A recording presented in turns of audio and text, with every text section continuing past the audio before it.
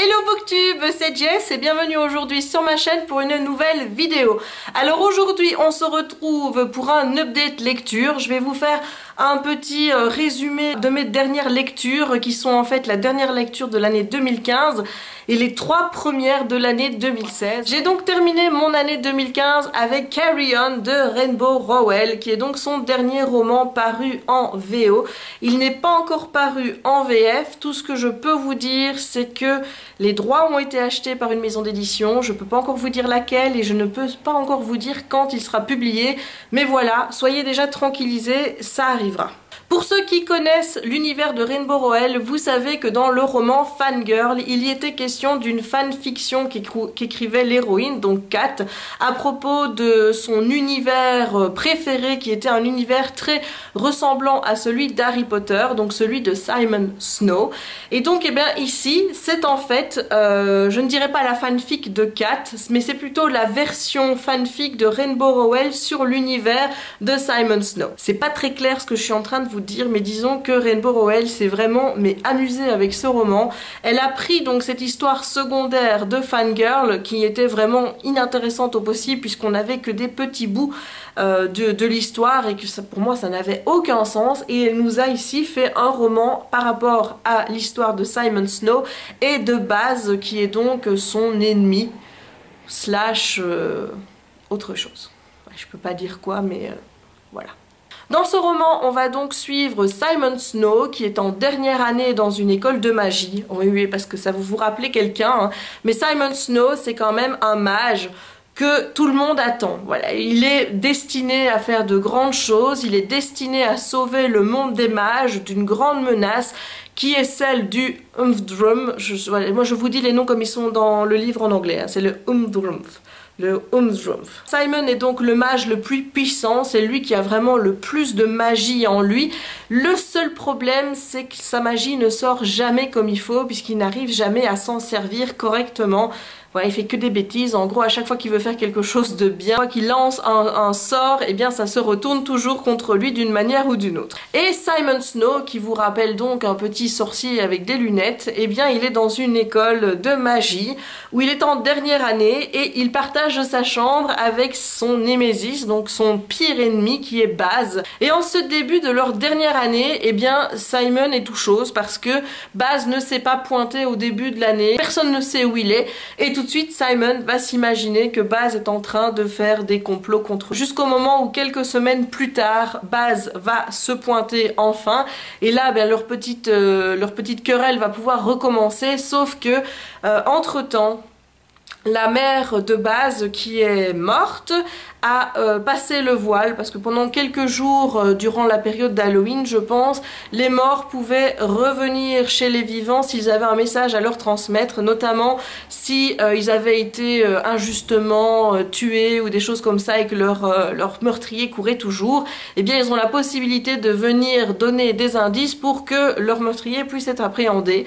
Et donc c'est un petit peu ce qui va se passer dans ce récit, puisque la maman de Baz va revenir pour dire à Simon de dire à son fils son meurtrier court toujours et qu'il doit tout faire pour qu'elle puisse rester en paix. Quand Simon va dire ça à Baz, évidemment, eh bien le rapport va un petit peu changer puisque Baz va solliciter son aide et ils vont décider de faire une trêve pour pouvoir retrouver le meurtrier de la maman de Baz et en même temps essayer de mettre fin à la menace du Umdrum.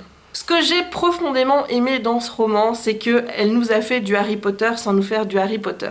Je m'explique, c'est-à-dire que dans ce récit, vous retrouvez vraiment un univers qui est calqué, je dirais, sur Harry Potter, mais c'est pas une copie du tout, c'est-à-dire qu'elle a réussi à en faire quelque chose de totalement différent, mais que vous, en tant que lecteur qui avez aimé Harry Potter, qui vous êtes plongé dans toute cette saga à Poudlard et qui avez aimé tout l'univers de Poudlard, de Harry Potter en général, eh bien vous allez retrouver ce sentiment, cette nostalgie d'être replongé dans un univers que vous aimez, que vous affectionnez et dans lequel vous vous sentez bien chez vous. Et je trouve ça juste magique d'avoir réussi à recréer cette ambiance, à recréer cette atmosphère en faisant quelque chose de totalement différent, parce que non, ce n'est pas une copie de Harry Potter. Vous allez voir, même s'il y a des petits clins d'œil qui sont faits et qu'à certains moments vous vous dites ah oui ça c'est en lien avec telle chose, ce n'est pas du tout copié, c'est vraiment une histoire qui est totalement indépendante, un univers qui est vraiment original et qui a totalement été recréé par Red Burwell. C'est aussi pour ça que j'ai envie de vous faire une chronique uniquement pour ce livre. C'est pour vous dire à quel point je l'ai aimé, tous ces petits détails qui ont fait que ce livre a été un vrai coup de cœur, et donc il a d'ailleurs terminé dans mon top de l'année 2015. Il y a tellement de choses à en dire, aussi bien au niveau de l'univers, aussi bien au niveau des personnages, des relations, de l'humour qu'il y a dans le récit, de tous ces petits clins d'œil qui sont faits à tout. Franchement, je l'ai adoré d'un bout à l'autre. Les personnages m'ont fait triper. J'ai adoré Simon. J'ai encore plus kiffé Baz, qui est donc sa némésis, son pire ennemi, qui est donc un petit peu Drago Malfoy dans Harry Potter. Là, je l'ai adoré. Je l'ai vraiment adoré. Sa meilleure amie Penny, voilà, j'ai adoré les relations entre les personnages. J'ai tout aimé, tout, il n'y a rien à en redire, la fin était juste parfaite, elle a fait ce qu'il fallait faire en fait. Elle a pris la décision par rapport au final qui était la plus logique avec l'histoire. Je vous avoue que je ne m'y attendais pas du tout, que les choses partent dans une telle direction. Voilà, j'ai été totalement surprise par la fin de l'histoire. Et aussi, je dois dire que certaines choses, je les ai vues venir et je me suis dit, ah ça je suis sûre que c'est ça. Voilà, et je me suis pas trompée. Donc il y a des éléments qui sont prévisibles, il y en a d'autres qui le sont pas du tout, mais c'est riche, c'est hyper riche, il y a tellement à en dire. Il me faudrait des heures et des heures pour pouvoir vous donner mon ressenti sur ce livre. Et donc voilà, j'ai hâte de pouvoir vous en parler en détail, mais par contre je pense que je ferai une chronique ciblée quand ce livre sera publié en français. Comme ça, ben, vous aurez mon ressenti à ce moment-là, parce que la publier maintenant, je pense pas que ça ait beaucoup de sens. Je vais donc vous parler maintenant du premier livre de mon année 2016. J'ai bien commencé, c'est pas un coup de cœur mais on y était presque, et c'est Dumplin de Julie Murphy. Alors ce livre-ci, vous ne devrez pas attendre très longtemps puisqu'il paraîtra, je pense que c'est au mois de février ou mars, chez Michel Lafon. Dans ce livre, on va suivre une jeune fille ronde qui s'appelle Willowdene et qui vit très bien le fait d'être ronde. Voilà, elle n'a pas de complexe avec son poids. Elle a donc vécu avec sa tante qui était grosse et qui s'empêchait de vivre, qui s'empêchait de faire des choses à cause de son poids. Et sa tante lui a toujours dit de ne pas faire comme elle, lui a toujours montré comme exemple de ne pas faire attention à ce que pensaient les autres et à de vivre sa vie. Et donc pour elle, les questions de poids, c'est pas trop... An issue, j'allais dire en anglais. Mon Dieu, je commence à avoir des problèmes pour parler en français. C'est fou ça. La question de son poids, c'est pas trop un problème pour elle. Jusqu'au jour où le beau garçon avec qui elle travaille dans une sorte de fast-food, genre, vous voyez, McDo, ces eaux-là, eh bien, va s'intéresser à elle et elle va commencer à avoir une relation avec lui, une relation qui est cachée. Et c'est à partir de là qu'elle va commencer à avoir des soucis avec son apparence. Elle n'aime pas quand il pose la main sur elle, là où elle a ses bourrelets. Elle veut pas qu'il sente qu'elle a des formes, etc. Et elle voit clairement dans son jeu, bah pour elle, c'est un secret. Il veut pas la montrer. À chaque fois qu'ils s'embrassent, c'est toujours dans son camion ou alors c'est derrière le restaurant près des poubelles, mais jamais il s'affiche avec elle. Donc là, elle commence vraiment à avoir des petits soucis, à commencer à avoir son estime d'elle qui va baisser. Et idée folle, hein, je vais dire, pour essayer de remonter un petit peu dans sa self-esteem, dans son estime de soi, elle va décider de s'inscrire au concours de beauté de sa ville, qui est un concours très réputé, parce que en plus sa mère dirige d'une certaine façon ce concours, et sa mère est l'une des gagnantes des années précédentes. Voilà, donc elle va s'inscrire dans ce concours. Alors autant vous dire que c'est pas anodin, hein, une fille avec des formes qui s'inscrit à un concours de beauté où toutes les filles sont censées être très minces. Voilà, donc voyez un petit peu l'ironie de la situation. Je vais pas vous en dire plus au niveau du résumé, je crois que je vous en ai déjà dit assez. Alors moi, ce que j'ai aimé dans ce roman, je vais pas vous le cacher, c'est l'identification avec le personnage de Willowdene. Je suis cette fille boulotte et quand elle parle d'elle et qu'elle parle des questions de poids, Et notamment, je dois dire, c'est malheureux à dire, mais je me suis beaucoup identifiée à elle par rapport à sa relation avec sa mère, puisque sa mère n'arrête pas de lui dire qu'il faut qu'elle fasse attention à prévoir des repas sains, à toujours avoir des regards négatifs vis-à-vis d'elle, où elle sent que quand sa mère pose son regard sur elle, elle a honte. Voilà, c'est quelque chose dans lequel je me suis totalement retrouvée. Alors si ma mère regarde cette vidéo, j'espère qu'elle ne sera pas choquée que je le dise, mais voilà, il faut quand même dire ce qui est. Me voir dans le regard de ma mère, c'est pas quelque chose que j'aime. Ça a toujours été comme ça, que quand j'étais ado, c'était déjà le cas. Toujours maintenant, à 34 ans, je souffre toujours de ce regard qu'elle a sur elle parce qu'on a l'impression que ça la dégoûte de voir que j'ai des formes et surtout qu'elle veut pas comprendre que je n'arrive pas à faire attention parce que pour elle, faire attention, décider de manger un petit carré de chocolat et pas la barre entière, c'est tellement quelque chose d'évident.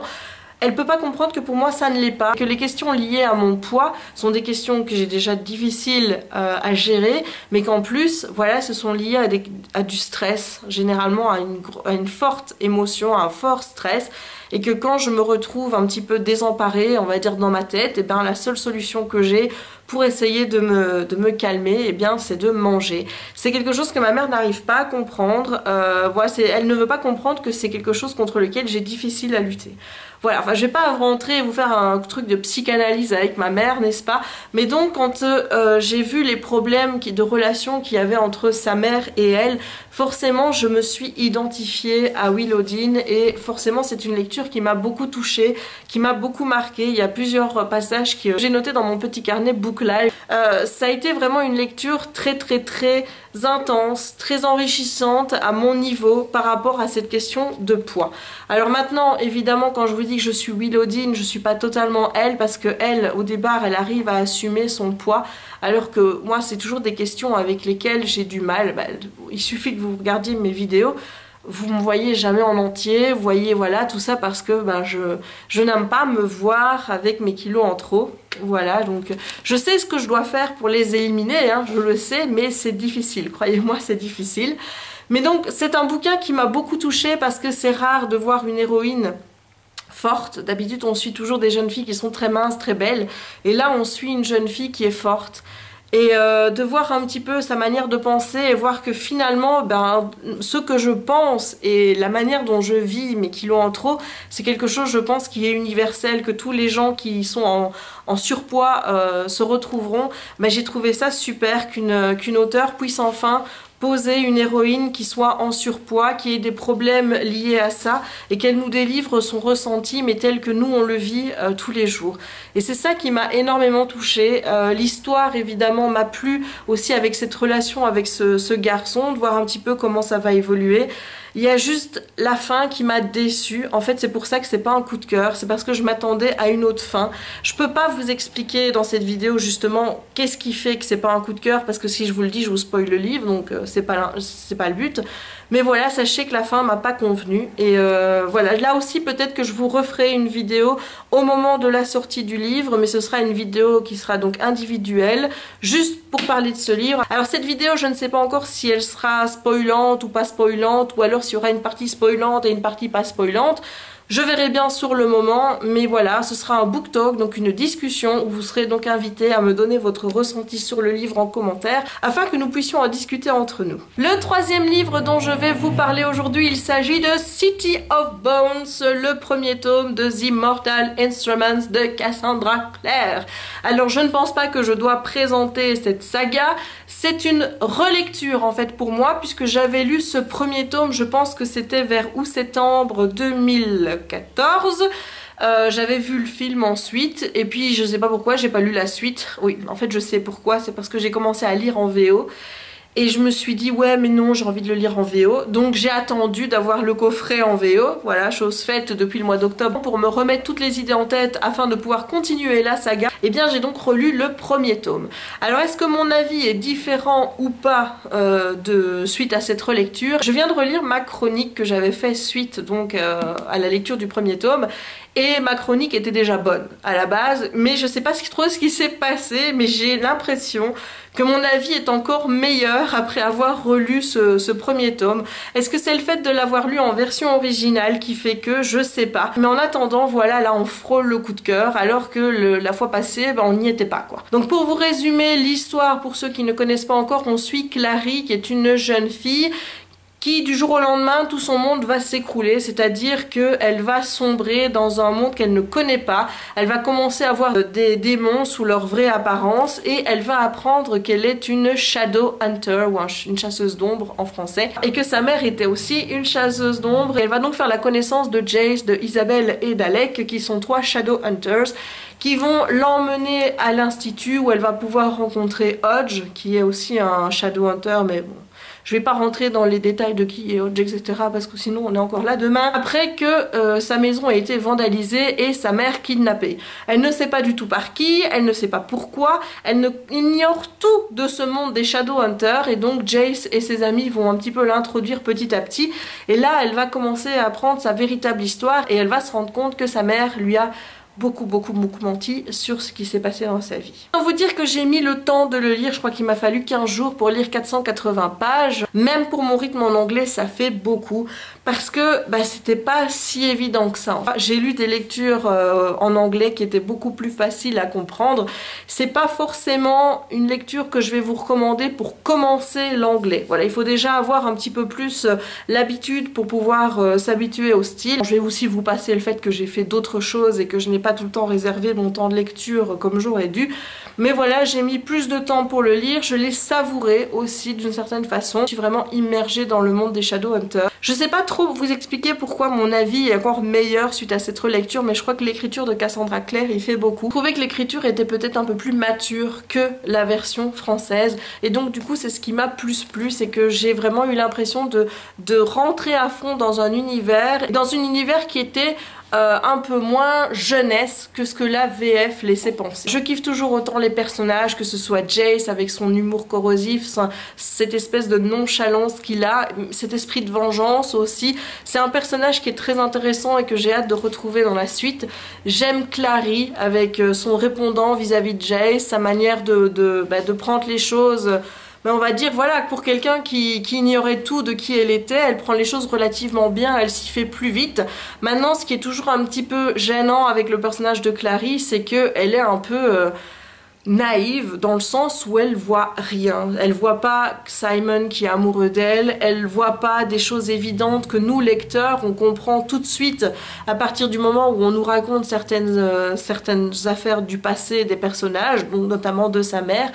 Et ça tilte pas tout de suite. Donc voilà, moi si j'ai quelque chose à reprocher à Clary, c'est ça, c'est de pas tout de suite comprendre les choses évidentes quoi. Je suis toujours fan des personnages de Isabelle et d'Alec. Valentine pour moi représente toujours un méchant qui incarne un vrai méchant, voilà, c'est vraiment un méchant qu'on n'a pas envie d'aimer du tout.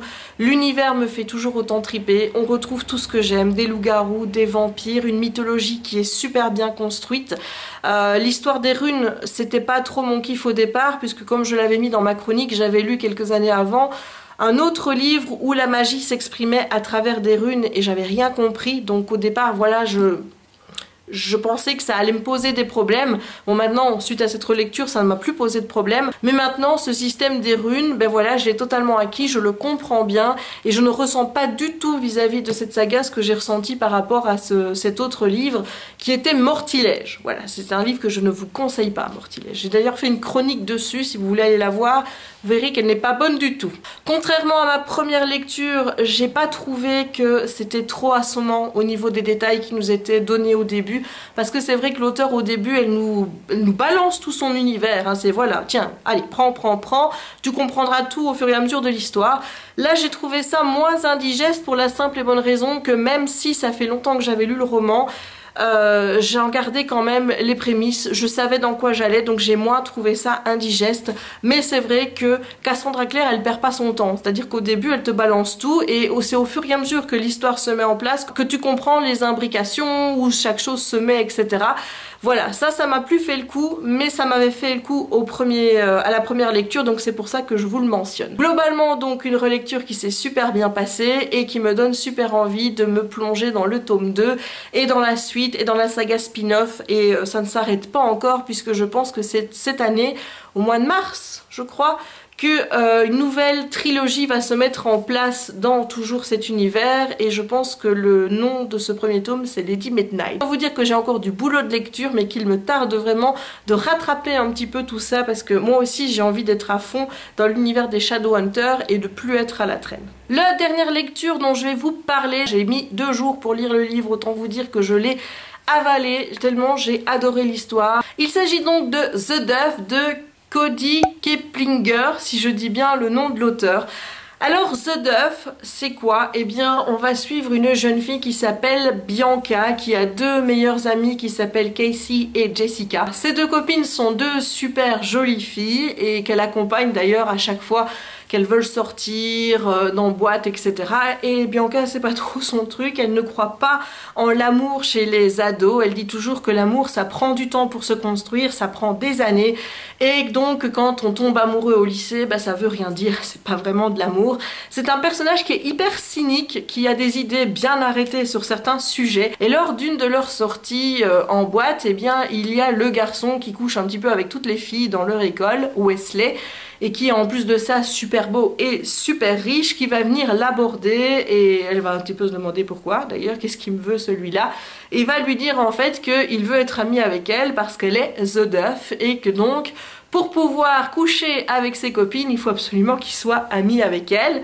Donc elle va se dire, mais The Duff, tu me parles quelle langue? Qu'est-ce que ce mot? Il va donc lui expliquer la signification de ce terme qui est en fait Designated Ugly Fat Friend, qui en français veut dire qui est l'amie grosse et moche toute désignée, quoi. Voilà, dans un groupe de filles, hop, c'est elle qui est désignée comme étant l'amie grosse et moche par rapport à ses copines.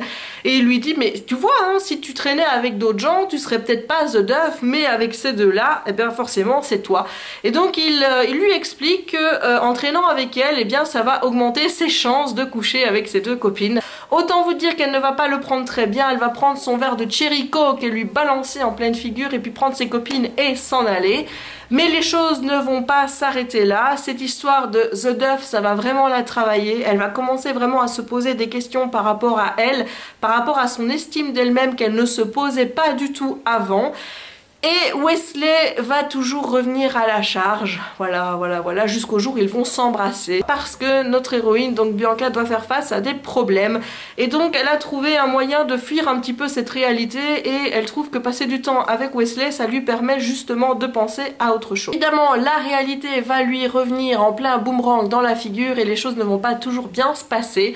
Je ne vous en dis pas plus pour le résumé, je vous laisse le découvrir. Mais il faut que vous sachiez que j'ai vraiment kiffé cette lecture. Encore une fois, c'est un petit peu comme avec Dumplin'. C'est un livre dans lequel je me suis retrouvée dans le personnage de Bianca, en étant cette fille désignée comme étant la copine moche et grosse. Je crois que s'il avait fallu désigner le The Duff dans mon école, ce serait tombé sur moi. Donc évidemment, je me suis vachement identifiée à elle, et je me suis beaucoup attachée à cette héroïne que j'ai trouvée très cynique, qui dit les choses comme elles sont, qui n'y va pas par 4 chemins, qui ne se lamente pas sur des questions triviales, etc. Mais qui au fur et à mesure de l'histoire va aussi se comporter comme une fille qui tombe amoureuse comme n'importe quelle fille, tout simplement. Cette histoire est pleine de bons sentiments. Moi, ça m'a fait beaucoup réfléchir, notamment sur les questions de The Duff. L'auteur a expliqué que elle avait écrit l'histoire quand elle avait 17 ans, et qu'elle avait eu cette idée suite au fait qu'une de ses amies avait entendu quelqu'un, un garçon, donc appeler une autre fille The Duff, en lui disant ce que ça voulait dire. Et ça lui a fait réfléchir, et entre copines, elles se sont dit, elle a commencé à dire qu'elle était The Duff, et puis ses copines ont dit mais non, c'est moi, c'est moi, c'est moi. Et donc on se rend compte au fur et à mesure de l'histoire que l'auteur veut nous faire comprendre que On a tous nos faiblesses, qu'on a tous nos questionnements et que même si on estime que soit on est the duff, on est la plus moche parce que on est peut-être plus petite, un peu plus ronde, qu'on a les cheveux d'une telle couleur ou Dieu sait quelle raison, vos copines peuvent estimer qu'elles sont the duff pour d'autres raisons et donc que finalement ben, on est tous pareils, on est tous the duff, que c'est pas finalement une insulte, voilà, on est tous le duff de quelqu'un. C'est ce qu'il faut retenir vraiment du bouquin. J'ai trouvé ce livre vraiment très intéressant, avec une très bonne réflexion pour les jeunes ados qui se posent des questions, qui n'arrêtent pas de penser qu'ils sont nuls, qu'ils sont ci, qu'ils sont là, et qui ne se rendent pas forcément compte que les autres vivent exactement la même chose et qu'ils réagissent de manière très différente. Nous avons tous des insécurités, que ce soit des ados ou même des adultes,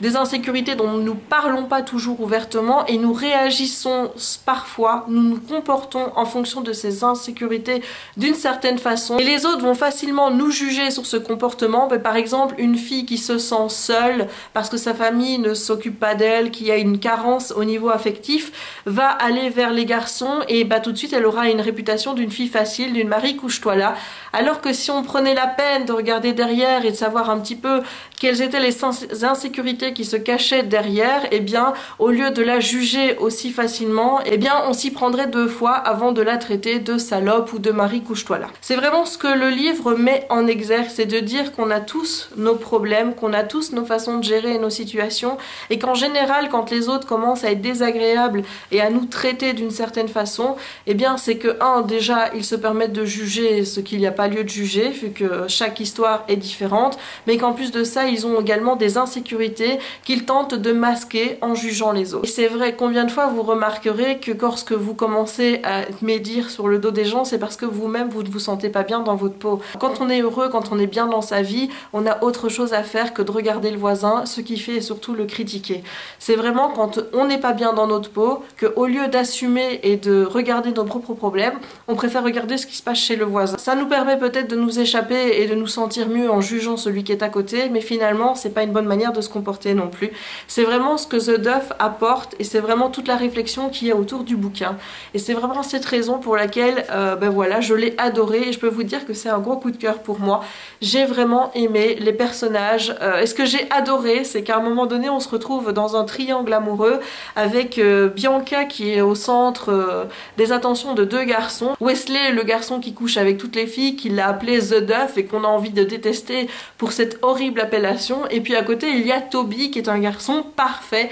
Mais quand je vous dis parfait, c'est que vous pouvez pas lui reprocher quoi que ce soit. Il est clean, parfait. Il est prévenant, il est poli, il est patient. Il se comporte en vrai gentleman avec elle. On se dit vraiment, c'est le mec parfait. Et c'est un petit peu cette dynamique qui est celle du bouquin, c'est que vous avez beau vous dire que bah, Toby c'est le garçon parfait sur toute la ligne, vraiment avec qui théoriquement elle serait considérée comme une petite reine et tout, vous pouvez pas vous empêcher de penser qu'il faut qu'elle finisse avec Wesley qui est quand même à la base le bad boy, le méchant garçon de l'histoire, le gars que vous avez envie de détester. Et voilà, c'est une des premières fois où j'ai vraiment succombé pour un garçon qui à la base je devrais le détester parce qu'il me rappelle un petit peu tous ces garçons qui me traitaient de conne, moche, etc. quand j'étais à l'école. C'est un garçon pour lequel je devrais avoir beaucoup de mépris. Et au fur et à mesure de l'histoire, je me suis hyper attachée à lui et j'étais là en train de me dire mais pourvu qu'elle finisse avec lui, s'il vous plaît, s'il vous plaît, s'il vous plaît. Bon, maintenant je ne vous dirai pas comment se termine l'histoire, vous découvrirez tout ça en lisant le livre. Je peux vous dire qu'il y a eu énormément de suspense. En tout cas, moi j'ai adoré lire ce triangle amoureux, j'ai vraiment kiffé l'histoire, mais d'un bout à l'autre, il n'y a rien qui m'a dérangé dans ce livre. Voilà, premier coup de cœur de l'année 2016, c'est The Duff. Et bien voilà, se termine ici mon premier update lecture de l'année 2016. J'espère qu'il vous aura plu. J'espère que je vous aurai donné envie de découvrir les titres dont je vous ai parlé aujourd'hui. Si c'est le cas, n'hésitez pas à laisser un petit pouce vers le haut, à commenter, à partager la vidéo et si c'est pas encore fait, à vous abonner. Il ne me reste plus qu'à vous saluer et à vous dire à une toute prochaine fois pour une nouvelle vidéo. Ciao!